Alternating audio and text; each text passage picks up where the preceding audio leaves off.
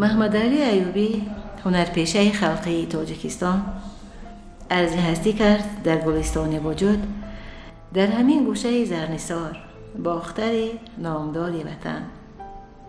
و تا هنوز چرخ زندگی و ایجاد می چرخاند در همین کهندیار. در آسیا سنگ زندگی چندان و گرد سفته شد، آموخت و اندوخت زهر دانشه، کامل گشت، مشهور گشت و نامدار محض از همین گوشه سبزی وطن. قزاقستان، لهستان، بلاروسیا، آذربایجان، ازبکستان، ایران، افغانستان، هندوستان، قریب تمام دنیا را گشت.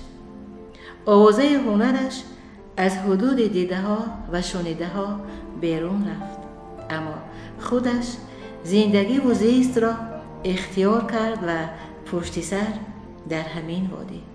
و ما گروه ایجادی این مراتب از این چهره سرشناس فرهنگ و هنر خواهیم گفت و از شهد ایجادیات نمکین او. بفرمایید دیگر. آلوده دنیا دیگرش ریشتر است، آسوده تر از هر آن که درویشتر است.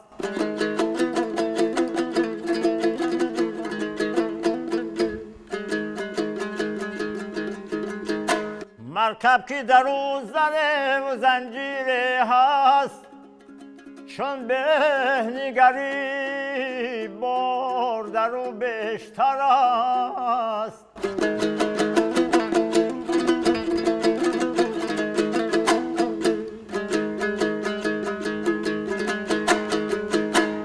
دانی که چرا خدا به تو داده دو دست، من معتقدم که اندر آن سیره هست.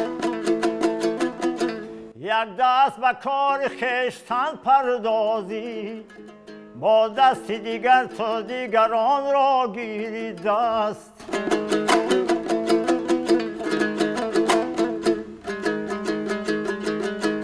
یک دست به کار خویشتن پردازی، با دست دیگر تو دیگران را گیری دست.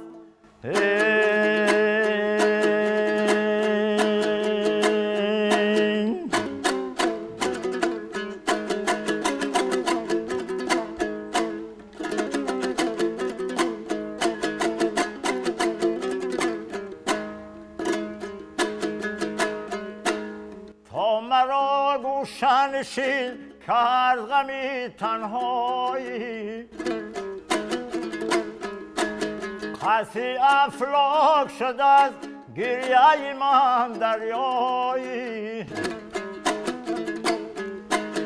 چند گویم منی ماتم زده سودایی، ای مرا دل زی غمت والب جان شیدایی. من در این حال تو در غایتی به پروایی.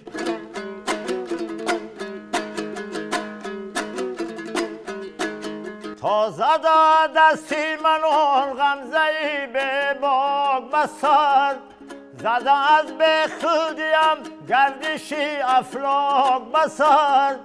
بینشین یک نفس ابتی چالاک بسر، دامن از ناز نکش تا نکنم خاک بسر. زلفه بر باد مده تا نشوم شیدایی، زلفه بر باد مده تا نشوم شیدایی.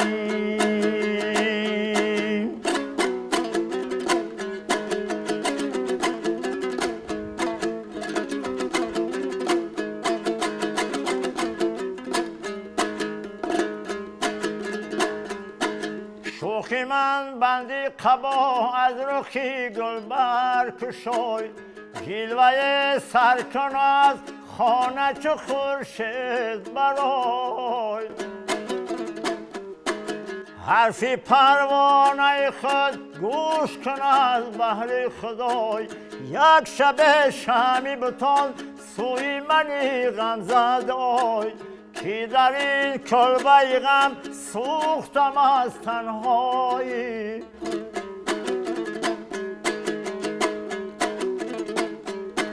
سیدا درد دلی خویش به تمکین گفتی، در بناگوشی و افسانه غمگین گفتی. کوهکن شزدی از سر تحسین گفتی، جامیاب از که سخن زالب شیرین گفتی. توتی تبیت شد شهره به شکرخایی.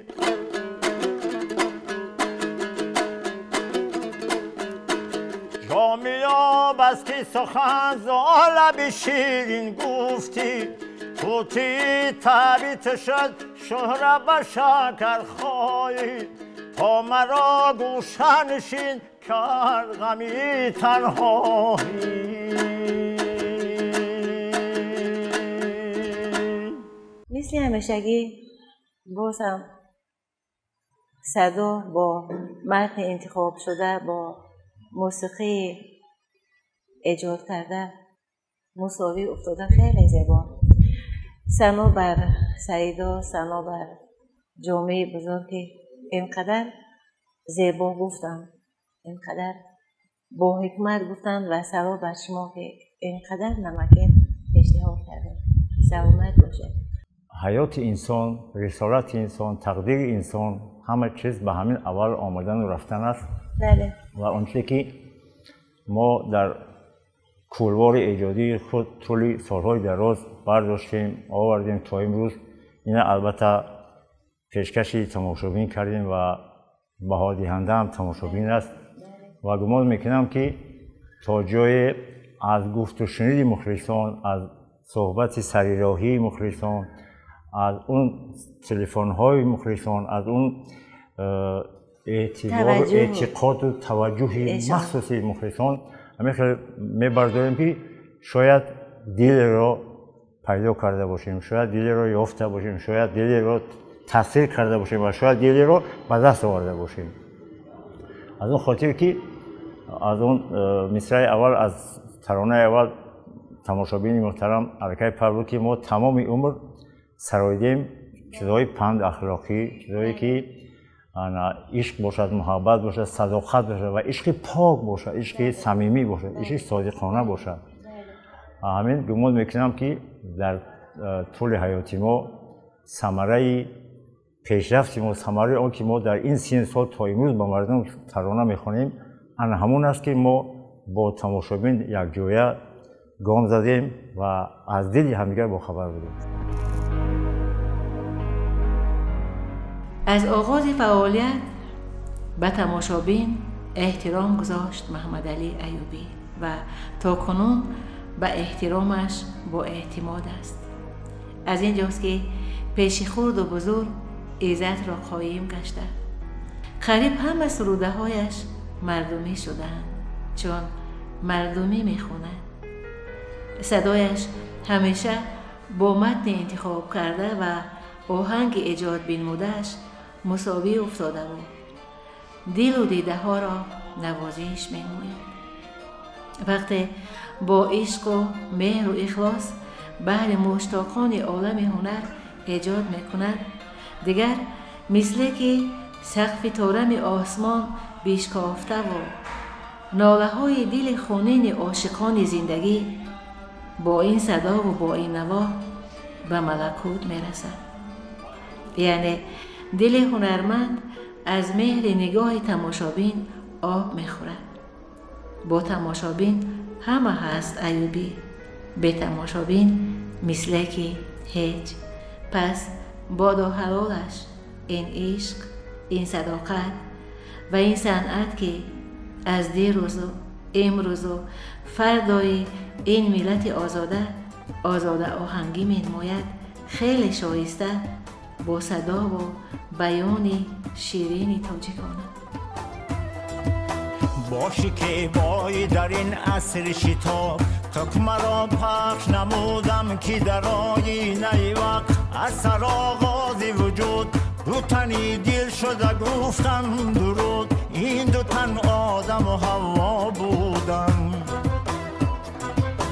گفت آدم به هوا لفظی دری هدیه از اهل بهشت است نامه قسمت خلقان جهان را شاید حق به این لفظ نوشته است این زبان هدیه از اهل بهشت است اون کاری رو که ما میخواستیم کردن اون کاری رو که ما نمیخواستیم کردن این تقدیر است این مقدرات است تقدیر و تدبیر نیست بله تقدیر و تدبیر نیست با کدام راهی که ما را هدایت کردن با کدام راهی ما را بردن ما دنبال تقدیر و تدبیر بدیم و گمان میکنم که آن چیزی که ما میخواستیم یک درجه به دست آوردیم یک درجه موفق شدیم سن سال جوانی یک دوران بی‌باکی است که نه همه پهلوی زندگی رو آدم میبیند نه همه پهلوی زندگی رو احساس میکند و دوره جوانی ما یک دورانی بود که راستی گپ دوره نه چندان پورگی و نه چندان سری و پولی نه چندان دولت سهولت زیادی هم داشته باشیم ولی اون چیزی که پدر و مادر ما میخواستن شاید اون را ما احساس نمیکردیم اون چیزی که ما حس میکردیم شاید آنها ما را از همین چیز آگاه نمیکردن چون که فرزند در نزد پدر مادر چقدر مهربان است چقدر عزیز است اون چیزی که شعر آذر می‌نویسد که وقتی که من مادر از من طلب میکرد من امکاناتی همون را جواب دادنش نداشتم وقتی که سن سال به جای رسید حرکت پدر و مادر نیستن اون چیزی که میخواهی که خدمت اونها را به جا آورده باشی افسوس که در بین ما نیستند و تا جای کوشش میکنی که هر سال سر قبر اونها رفته هر هفته و هر ماه رفته دعای میکنی با یاد کردن نامشان هیچ نباشد همین هم تسکینی دلی فرزند است و امید میکنم که پدر و مادر هیچگاه از فرزند ملال نمیشوند هیچگاه از فرزند دل شکسته نمیشوند برعکس تا اونی که امکان دارند دعاگوی فرزند هستند و ما نیز تا جایی میتوانیم تا اونی که هستیم دعاگوی پدر و مادر میشویم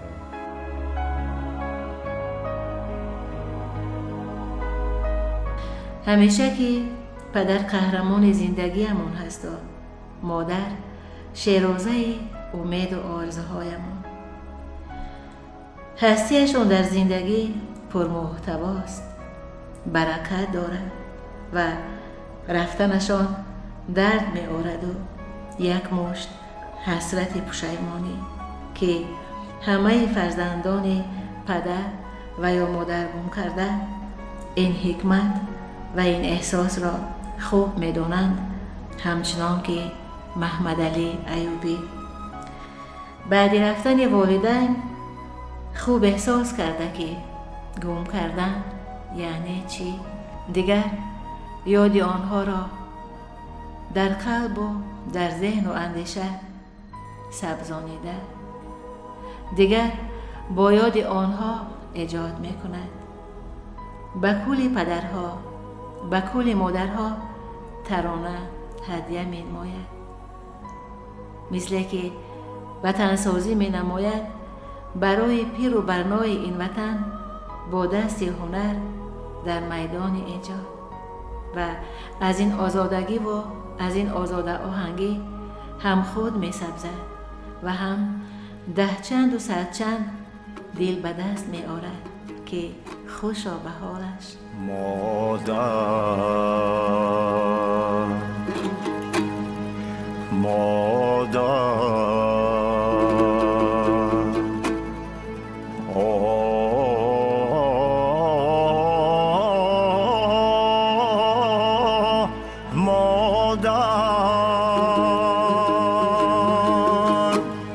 قسمتی ازل نوشته بود بر سر من تو مار نبود نرشته بود بر در من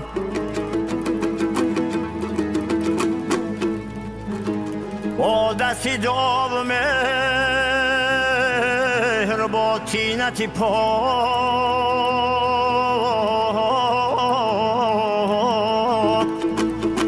یا کم بخت و فرشته بود در بر من یا کم بخت و فرشته بود در بر من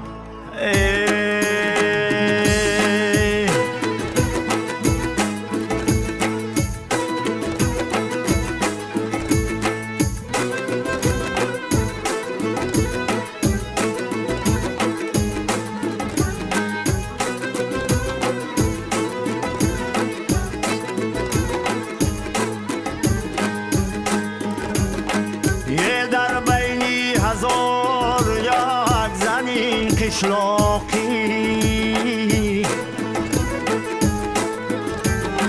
یه چون ماه بودی بکر تو با تاقی از پیشی نظر آچه برفتی ناگاه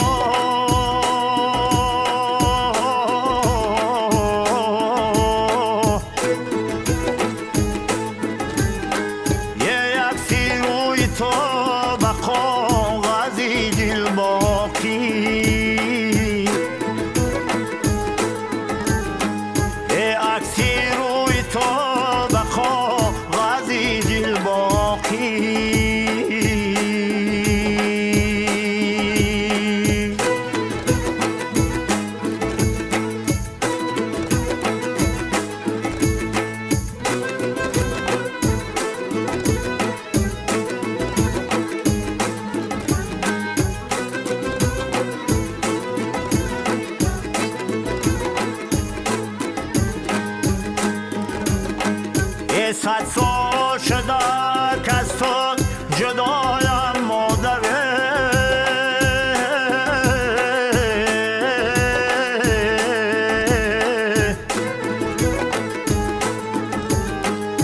رو سوی تو و سوی خدایم مادره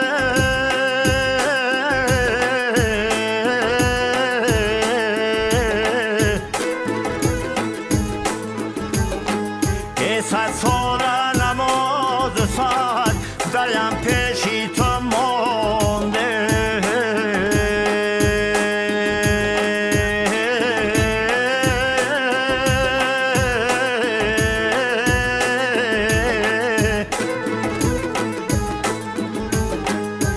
صد سال خماری دایم مادره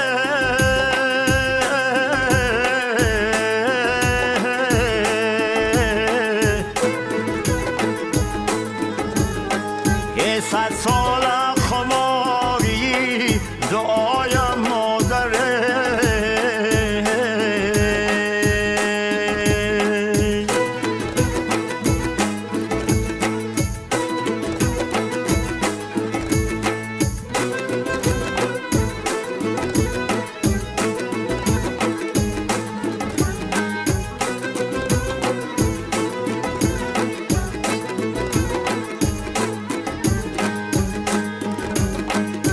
صندوق چای پردیسی مزر نزدیگار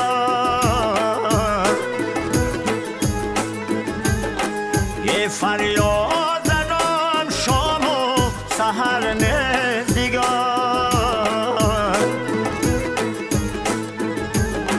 یه ترمیم شده با مخور درنگ خانه بدار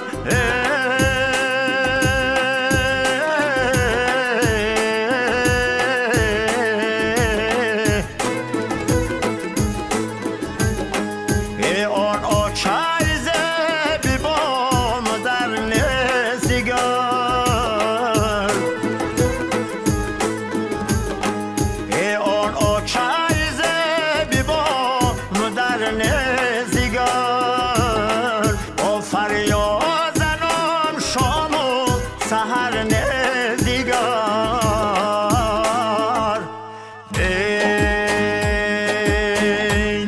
بر چهره ما تابید و پدمان و چار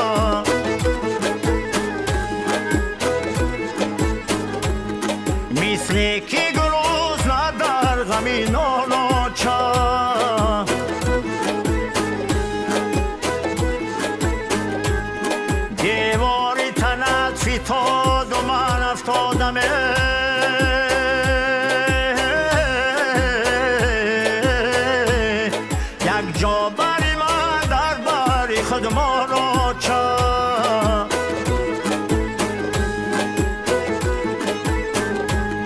یک جا بری من در بری خود ما را چه بر چهره من تابی تو پس ما را چه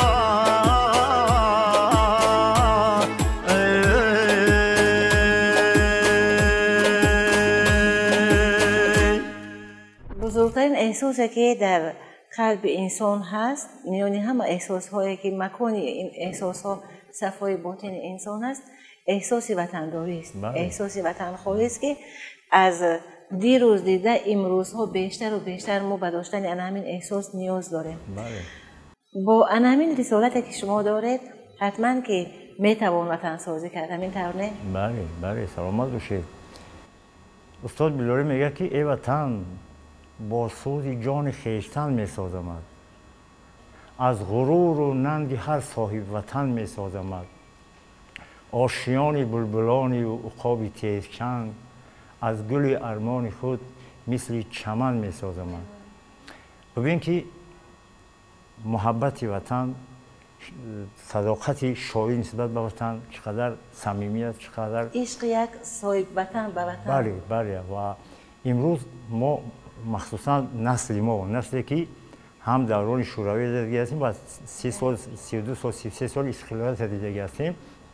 این یک دورانی بسیار گزارش کلان است، گزارش کلان تاریخی است که در مدت 30 سال به این درجه شکوه و شهامت، به این درجه پیشروی، به این درجه ترقیات، به این درجه چی میگویند گل شکوفی همه وطن از دیده و این احساس نکردن، آزادی و آسودگی را احساس نکردن بسیار گناه کلان است و ما شخصا باز تکرار میکنم که نسل ما یک جهان دیگر رو در یک مدت کوتاه دیدیم و احساس کردیم که ملت ما، دولت ما، پیشوای معظم ما میتواند که در یک مدت کوتاه از هیچ چیز یک چیز بسازند و اینم از آن تمدن بزرگی ملت ما شهادت میدهد، از آن بزرگی و معرفت و دانش و علم و آن بزرگان ما شهادت میدهد که ما میتوانیم، ما توانستیم در مدت یک کوتاه که در برابر همین قدر کشمکش ها یک وطنی بسیار در حالت ناگوار رو به یک بیش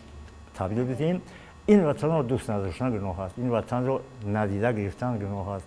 هر یک گل و گلزار، هر یک دشت و دمن، هر یک راه و هر یک نقب و هر یک گس و هر یک نازکترین جزئیات این وطن رو باید ما بها بدهیم و صافدلانه بها بدهیم و باید قدر کنیم و این رو شکرانه باید کنیم. بله و شما هم مثل یک صاحب وطنداری کردید، وطن سازی کردید با پیشنهاد ترانه های نو به نو در وصف وطن و هر بار که از وطن خوندید حتما که احساس دیگرگونه بود یا احساس که یکگونه می شود. شما باید نیست که من سرود وطن میخونم یک احساسات بلندی رحم مرا پیش میگیرد. همه خیلی گمان میکنم که هر باری که وطن میخونم باز میخوام که باز عزیزتر و باز شیرینتر و باز گواراتر و باز گوشرستر باشد. میخوام که و دلی هموطنی من خوبتر برسد او هم احساس کنه که حقیقتا همین وطن ارزش همین سخنان رو دارد. بله پس حلالتان باد در آغوش این وطن زندگی عاشقانه و تاجیکانه به سر بردن. سلامت باشید. حلالتان باد از هوای آزادش، از فضای آزادش بهره برداشتن. حلالتان باد از میوه های شیرین پخته رسیده‌اش در همین فصل سال با اهل بیت با احترام گذاشتن در شخصیت یکدیگر کامها رو شیرین کردن. حلالتان باد تازه به تازه ایجاد کردن. آغاز صحبت ما که بود شروع شد با ترانه نمکین باشد که فرجام هم یک ترانه باشد. بفرمایید هدایت بنمایید به جهان موسیقی. سلامت باشید، تنسیت باشید.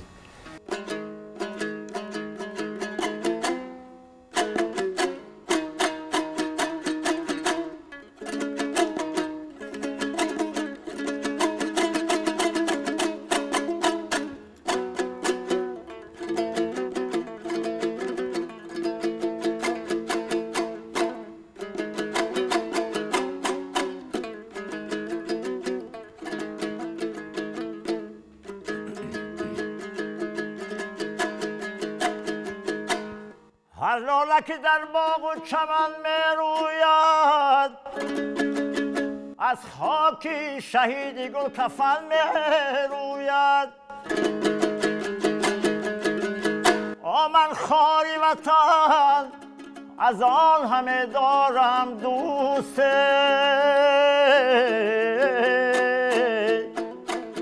خاری وطن از خاکی وطن میروید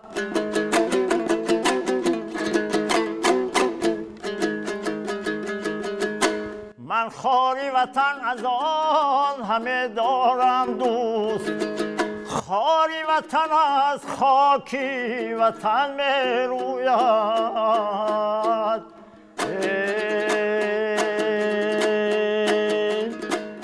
باغ است و بهار سروی عالی ما می نرویم از این حوالی باغ است و بهار سروی عالی ما می نرویم از این حوالی بکشای نقاب در فروبند مای مطیب خانه خالی بکشای نقاب در فروبند مای مطیب خانه خالی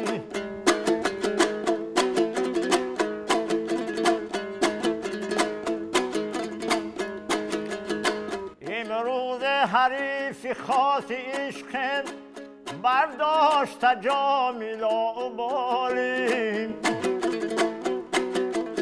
ای ساقی شادکامی خوشحال پیشا شراب را تو حالی ای مطربی خوشنوای خوشنای باید که از این خوش بنالی باغ است و بهار سروی عالی ما می نرویم از این حوالی بکشای نقاب در فروبند مای مطیب خانه خالی بکشای نقاب در فروبند مای مطیب خانه خالی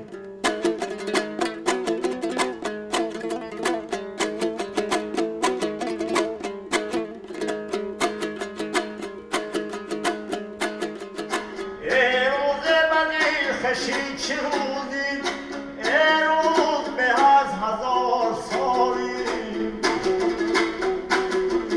ای جمله روزها غلامند ایشان هجرند تو وصالی ای جمله روزها غلامند ایشان هجرند تو وصالی